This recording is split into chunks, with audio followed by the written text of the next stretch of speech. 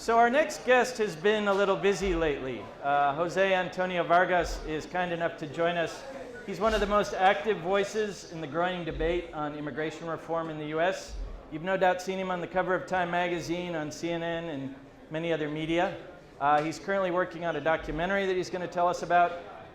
And most of the work relates to the fates of the estimated 12 million undocumented immigrants here in the U.S., which is a story that also comes back to Jose. So, Jose, welcome to Where I'm From. Hi, how are you? It's really nice to be here, by the way. I love this venue. So, Jose, the first question we like to ask everybody on this show is, that was a good intro for that. Where are you from? Where am I from? That's a really complicated question. That's why I asked it. So I was born in the Philippines. The Philippines that the Spanish people took over in 1521. That's why my name is Jose Antonio Vargas. So if you see an Asian guy with a Hispanic name, it means they're Filipino. Just FYI, there's 110 million of us. You should probably know that. So I come from the Philippines, and my mother sent me to the United States to live with my grandparents when I was 12. And then I found out that I was here without proper papers, that I was illegal when I went to the DMV when I was 16. And then I had the great fortune of being introduced to journalism a year after that when I was 17. And I thought, my rationale was, when you write an article, you know there's a thing called a byline where your name is at. It says, by Jose Antonio Vargas. So I thought, wait, like if they say that I can't be here because I don't have the right papers, what if I'm on the paper? So I was 17 and I just thought I could just write my way into America. So where I'm from is a place where I had to lie a lot. Where I'm from is a place that is deeply impacted by U.S. foreign policy and U.S. economic policies as to why Filipinos and Mexicans and any other ethnic group are here. Where I'm from is a place where we don't just mow your lawns and babysit your kids and serve you drinks. We also, are in your colleges. And we're all around you, and yet for most of you, we're invisible. And where I'm from is a place where, we're fighting to be treated like full human beings. So that's where I'm from. It's a little complicated. Yeah, not so simple. So when did you actually come out as undocumented? That seems to be the term now. I've always wanted to write for the New Yorker since I was a little kid because I never understood it. They have these like big ass $10 words, and like I didn't understand the cartoons. I didn't think they were that funny. But I was told when I was younger that if you want to be considered a serious writer, you have to write for this thing. So I got the chance to finally do that when I profiled Mark Zuckerberg for the New Yorker in 2010, right before the Facebook movie came out. And after that, I decided that I'd had enough, and it'd be kind of hard to hide after that. It was, I underestimated what it was like to be published in the New Yorker. But yeah, so after that, I lived 14th and 6th. I've always wanted to live in this neighborhood ever since I saw Woody Allen films. And like James Baldwin is a really big influence on me. And so I live around here, and I decided that I had had enough hiding and lying and not facing myself. Here I am, I'm a journalist, which means that you have to write about the truth, and I was lying about who I was. So that's why. That's when I decided. And you did it in some small publication? No, I did it for the New York Times. So I came out very publicly in the New York Times, like a long-ass 4,000-word essay that I thought no one was going to read. Then I come out, and then I get on Colbert, and I do like all these television shows and stuff, and then nothing happens to me. Like, I don't know if you know this, but every day, as we're sitting here, someone's probably getting deported. About 1,000 people get deported every day. In the year that I came out in 2011, the Obama administration deported 425,000 people. So a few months after publicly coming out in the New York Times, I contacted the editor of Time magazine and I said, I want to write a story about why they haven't deported me. He was like, what? Like, why hide now? So I did. I actually called immigration myself. Hi, I'm Jose. I'm writing for Time magazine. I haven't heard from you. What's up? Are you going to deport me? Why? Why not? And as you can imagine, they were a little confused by this. But, you know, it's a farce. It's a farce in a way that I'm the most privileged, undocumented person in America. Like, I'm talking at Webster Hall while someone's getting deported. I mean, that's pretty, like, you know, that's a little cray-cray, if you ask me. And I'm just trying to I'm trying to be as authentic and as, you know, I can't represent 11 million people, but I'm trying my best to just make sure that people understand that my equality is tied to the equality of 11 million people. Yeah. So as we figure out the future of immigration and immigration reform certainly going on, being talked about in Washington, how do we define this, in your opinion? What do we do? What do we do? Well, I mean, I think we take immigration out of the U.S.-Mexico border. I think we take immigration out of the border security conversation. Like, I'm actually, this coming week, I'll be in San Diego, and then I'm going to Birmingham right after that, in Alabama. So part of the reason why I'm going to San Diego is I'm going to go to the border and film the border and kind of say that that border has nothing to do with me. You know, I don't know if you know this, but a full 1 million of the 11 million undocumented people are actually from Asia. 300,000 from Europe, undocumented white people. A lot of undocumented Africans and Caribbeans that we don't even talk about. So as far as I'm concerned, yeah, I mean, I'm hoping that immigration reform happens, you know. But more than that, my biggest worry and my biggest sense of anxiety is how do we really ask this question of how people define what an American is and what an American looks like and what an American sounds. You know, I don't know if you've all been watching and, you know, paying attention to the Boston bombing conversation in the past even 24 hours about, you know, immigrants. And it's really interesting to me because those two men, those two brothers, when the media thought that they were dark-skinned people, remember that? Like 2 days ago, 3 days ago? And then when they didn't become dark-skinned, mind you, they're two, I mean, if we want to go down that route, like, they're two white men. And yet we're talking about them as if they're these other immigrant people. I think the headline in CNN the other day, which got me so mad, was from the American dream to the American nightmare. Two brothers do not represent all immigrants or Muslims, as if there's anything wrong with being a Muslim. Like, I'm just really, you know, there's a lot of media people here. Like, for us, I mean, I think this is a tremendous opportunity to tell the story of who's framing whose story. I mean, you really get to see how little diversity we have in the media in terms of how something like this gets framed. And it's unacceptable. And I think we should all think it's unacceptable. And you've spent the last 2 years traveling around the country shooting for a documentary that you're putting together. Yeah.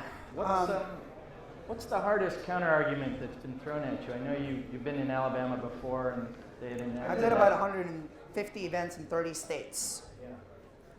Counter-argument. I mean, I'm just shocked. I mean, I shouldn't be shocked, but the level of ignorance around this, like, I usually get asked questions, right? Like, so you're not Mexican? Or why don't you just make yourself legal? because I'm a masochist, you know, and I'm like craving attention, and this is like so much more fun. Or questions like, what about illegal, don't you understand? But for me, actually, the most interesting question, which is driving my next film, I'm doing a film on white people. I think America invented black as much as it invented white. And now that there's so many more Latinos and Asian people and we're all sleeping with each other and we're confusing all of this together, like it's getting very confusing for people. So but I'm not talking about New York and San Francisco and Chicago and, you know, I'm talking about like Tuscaloosa, Alabama. I'm talking about Dayton, Ohio. I'm talking about Little Rock, you know, like places where the only people that talk to working class white people are Rush Limbaugh and Fox News. I mean, if I had more energy, I'd probably spend my whole year just being in the South and being this gay, undocumented Asian dude with a Latin name who majored in black studies. Like, that's who I am, you know? Yeah. That's what I would be doing if I wasn't doing this. Is that on your business card? You know, I think the era of defining people as minorities is over. I'm not a minority, I'm actually a majority of one, and I think all of us are. And I think the fact that we're living in this, I don't know if you can feel it, like there's this tremendous age of intersectionality. You know, you don't have to be a woman to be a feminist. You don't have to be Latino to care about Latino rights. You don't have to be gay to fight for LGBT rights. Like, you don't, how, you know, in some ways, we're testing everybody's empathy quotient. And by the way, to me, that's what social media is all about. Social media is testing everybody's empathy quotient. As we see more of each other, are we really seeing each other? So that's kind of like what drives me, and that's the kind of work that I'm most interested in. Well, I'd ask you what your future holds, but shoot. Hold on. Oh my God. There's a lot going on up here. This is a recording. Shoot. Just okay, we'll figure it out later. Okay. Don't worry about it. So I was going to ask you what your future holds, but our next guest is actually going to tell us that. So earlier when Jose got here, he sat down with the resident coffee reader for where I'm from, Saba Hocek, who's kind enough to join us tonight. And he had a Turkish coffee. And Saba's going to tell us a little bit about what coffee reading is, because that's what she does. Saba? Thank you. And welcome, everybody. Welcome to the show. Thank you. So, what's coffee reading? Well, Jose had a cup of Turkish coffee earlier, and it's served in this small demi-tasse. It's somewhat like espresso, except with a much thicker grind. And it's very traditional in Turkey, where I'm from, that when you drink the Turkish coffee, you turn the cup over onto the saucer, and because it has a very thick residue, those grinds start running down the side of the cup, and they create images. And then we interpret those images. So this is exactly what I did for Jose. Well, before we skip to Jose, I want to ask you about the first time you did a reading. This was the first a time good I've ever story. done it. I mean, I'm afraid of fortune telling because I'm like, not you. The first time Saba did one. Oh, yeah. Well, the first time Sorry. You're in the middle, I know, but we're going to skip over I was you. confused. The first time I did it, I was at the time living in Iran. I was 16 years old. And believe it or not, in that time, which goes back quite a number of years now, there was a Ray's Pizza. Yes, the same Ray's Pizza we have down the block here, yeah. And of course, what are they going to serve at Ray's Pizza? They also serve Turkish coffee. Turkish coffee is served throughout the Middle East, with slight variations, but it's all Turkish coffee. And so I was with a friend and a few other people, the others who I didn't really know. So, and yes, they're calling me. There's a giant upstairs. Right. My friend says, you're Turkish. Why don't you read our cups? I said, I don't know anything about cup reading. I mean, I saw my mother do it all the time, and in Turkey it's very, very traditional. So, you know, I'd see people turning it, oh, I see a bird, you're going to get a letter, I see a road, you're going to be traveling. They said, come on, it's just for laughs.